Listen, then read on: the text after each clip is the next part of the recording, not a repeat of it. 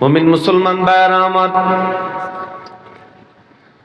আল্লাহ পাক রব্বুল আলামিন নবীজি মুহাম্মদুর রাসূলুল্লাহ সাল্লাল্লাহু আলাইহি ওয়াসাল্লামের মাধ্যমে আমাদেরকে শুকরিয়া কিভাবে আদায় করতে হয়, নিয়ামত প্রাপ্তির পর সেই নিয়ামতের শুকরগুজার কিভাবে হতে হয়, পয়গম্বর আলাইহিস সালাতু ওয়াস সালামের মাধ্যমে আমাদেরকে শিখিয়েছেন। আল্লাহর হাবিব সাল্লাল্লাহু আলাইহি ওয়াসাল্লামকে আল্লাহ পবিত্র মক্কা বিজয় দান করিয়েছেন। তদানীন্তন সময়ে মানুষজন বড় হায়রান ছিল, কি জানি হয়। গোটা মক্কা জুড়ে এই ভয় ছড়িয়ে পড়ল, মুহাম্মাদুর রাসূলুল্লাহ সাল্লাল্লাহু আলাইহি ওয়াসাল্লাম এবং তার বাহিনীরা রক্তের বন্যা বয়া দিবে। কিন্তু নবীজি সাল্লাল্লাহু আলাইহি ওয়াসাল্লাম মক্কা বিজয়ের পর 10,000 বিশাল সৈন্যবাহিনী নিয়ে প্রবেশ করলেন।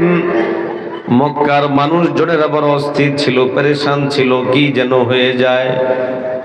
আল্লাহর হাবিব সাল্লাল্লাহু আলাইহি ওয়াসাল্লাম অভয় দিয়ে বলেছেন, তোমাদেরকে ব্যাপকভাবে ক্ষমা করে দিলাম, শুধুমাত্র অমুক অমুক অমুক ব্যতীত, কারণ এরা আর ক্ষমার যোগ্য রয় নাই, এরা হয়ে গেছে শরীরের ক্যান্সারের মতো। কিসের মতো? জোরে বলেন না, কিসের মতো? ক্যান্সারের মতো। আমাদের অনেক মানুষ এমন আছে যারা দিন ধর্ম তেমন পালন করে না, কিন্তু আবার তারা দিন ধর্মের জন্য ক্ষতি করো না। এদের ব্যাপারে ইসলামের দিক নির্দেশনা হলো তাদের মাঝে দাওয়াতি কাজ করো, তাদের জন্য দোয়া চালাও। তবে কিছু মানুষ এমন আছে যারা নিজেরা একদিকে বেঈমান আবার ইসলামের জন্য ক্ষতিকর, যেমন তাসলিমা নাস্তিনদের মতো নাস্তিক এবং মুরতাদরা, যদি বলে ঠিক না ভাই? ঠিক। ওরা ইসলামের জন্য ভয়ঙ্কর রকম ক্ষতিকর।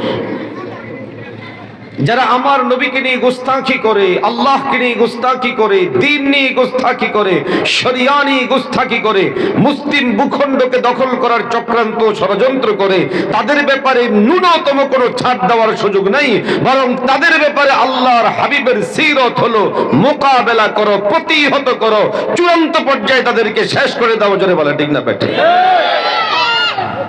ইসলাম ও মুসলমানদের জন্য পয়গম্বর আলাইহিস সালামের সিরতের উপরে উঠা অত্যন্ত জরুরি, অত্যন্ত প্রয়োজনীয়।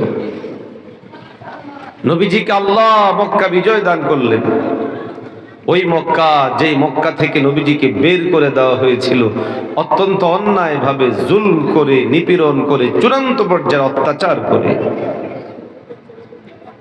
শারীরিক, মানসিক, আর্থিক, পারিপার্শ্বিক এমন কোনো অন্যায়, এমন কোনো জুলম নাই যেই জুলম নবীজি মুহাম্মদুর রাসূলুল্লাহ সাল্লাল্লাহু আলাইহি ওয়াসাল্লামের উপর করা হয়নি।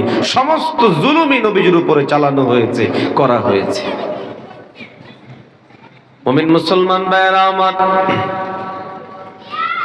দীর্ঘ সময় পরে পয়গম্বর আলাইহিস সালাতু ওয়াস সালাম আবার মদিনা থেকে মক্কায় এসেছেন। আগে গিয়েছিলেন গোপনে, অত্যন্ত লোকচক্ষের অন্তরালে, আড়ালে তিনি চলে গিয়েছিলেন। কিন্তু সেই দিন যখন আবার ফিরলেন, তখন ফিরলেন একদম বিজয়ের বেশে। নবীজি সাল্লাল্লাহু আলাইহি ওয়াসাল্লামের সাহাবায়ে কেরামগণ নবীজি সাল্লাল্লাহু আলাইহি ওয়াসাল্লামকে বারবার বলতেছিলেন, ও নবী, আজকের দিনটা হলো লড়াইয়ের দিন, যুদ্ধের দিন, মারামারির দিন, রক্তারক্তির দিন, খুনাখুনির দিন। পয়গম্বর আলাইহিস সালাতু ওয়াস সালাম বারবার তাদেরকে সান্ত্বনা দিচ্ছিলেন আর বলছিলেন, না না, আজকের দিন খুনাখুনি নয়, আজকের দিন মারামারি নয়, আজকের দিন রক্তারক্তি নয়, বরং আল ইয়াউমা ইয়াউমাল মারহামা। পয়গম্বর আলাইহিস সালাম বললেন, আজকের দিন হলো দয়ার দিন, আজকের দিন হলো মায়ার দিন। আল্লাহু আকবার, জোরে বলেন না আল্লাহ। মক্কা বিজয় থেকে, নবীজির সিরত থেকে আমরা দুটো জিনিস শিখি। এক নাম্বার হলো ইসলামের মূল স্পিড হলো ক্ষমা করে দেওয়া। এই জন্য পয়গম্বর আলাইহিস সালাতু ওয়াস সালাম সাধারণ ও ব্যাপক ক্ষমা ঘোষণা করেছেন। দ্বিতীয় নাম্বার হলো কেউ যখন ইসলামের ব্যাপারে ক্যান্সারের মতো হয়ে যায়, এটাকে আর কোনোভাবে সংশোধন করার পথ না থাকে, সুযোগ না থাকে, তখন ইসলামের দৃষ্টিভঙ্গি হলো ক্যান্সারের মতো। ওই জিনিসটাকে অপারেশন করো, জিহাদ করো, যুদ্ধ করো, লড়াই করে তাকে দুনিয়া থেকে সরায় দাও। আওয়াজ দিয়ে কোন ঠিক নেই? এটা নবীজি সাল্লাল্লাহু আলাইহি ওয়াসাল্লামের সিরাত। অতএব যারা মুসলিম অধ্যুষিত জায়গায় মুসলিম যোদ্ধা হবেন, প্রশাসনের সাথে যুক্ত থাকবেন, তাদের জিম্মাদারি ইসলামের জন্য ক্ষতিকর কারা কারা বের করে তাদেরকে শাস্তির আওতায় আনবেন।